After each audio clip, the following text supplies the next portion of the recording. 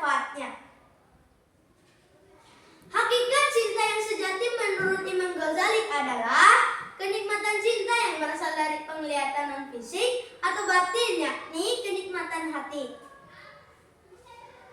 Nabi Muhammad SAW merupakan satu-satunya orang yang harus sangat dicintai oleh setiap mukmin melebihi cinta kepada siapapun.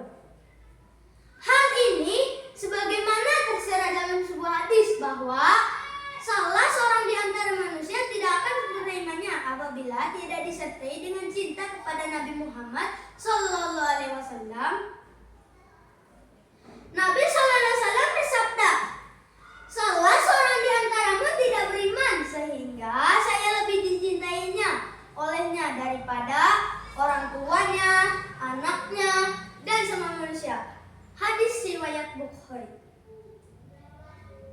Dewan juri yang berbahagia, ada beberapa cara yang bisa kita lakukan untuk kita bisa mencintai Kanjeng Nabi Muhammad SAW.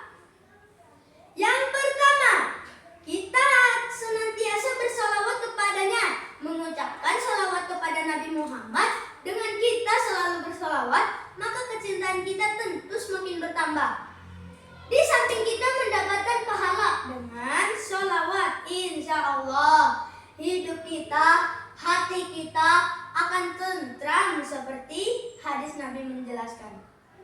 Man shollalayya wahidatan sallallahu alaihi asro.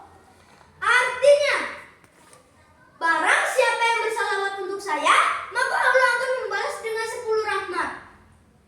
Yang kedua, kita harus senantiasa meniru akhlak dan semangat siar perjuangan beliau demi tegaknya kebenaran agama Islam. Nah, kita sebagai umatnya harus senantiasa meniru akhlak dan perjuangan beliau meskipun tidak sama persis sepertinya. A'udzu billahi minas syaitonir rajim. Bismillahirrahmanirrahim. Laqad kana lakum fi Rasulillahi uswatun hasanah liman kana yarjullaha wal yawmal akhir wa dzakarallaha katsira. Artinya, sesungguhnya telah ada pada diri Rasulullah itu suri tauladan bagimu, yaitu bagi orang yang mengharapkan rahmat Allah dan kedatangannya hari kiamat, dan dia banyak menyebut nama Allah. Dalam surat Al-Ahzab ayat 21, umat muslim diperintahkan untuk menjadikan Rasulullah sebagai suri tauladan. Dengan demikian, kita diminta untuk meniru sikap Nabi Muhammad baik dari perkataan maupun perbuatan. Ini dikarenakan apapun yang dibutuhkan oleh umat Islam telah ada pada amalan-amalan yang dikerjakan dan disabdakan oleh Rasulullah SAW. Mengutip dari buku tafsir, ayat-ayat Al-Quran tentang konsep metode pembelajaran yang ditulis oleh Roni Sandrayoga Zebua dan Aris Setiawan.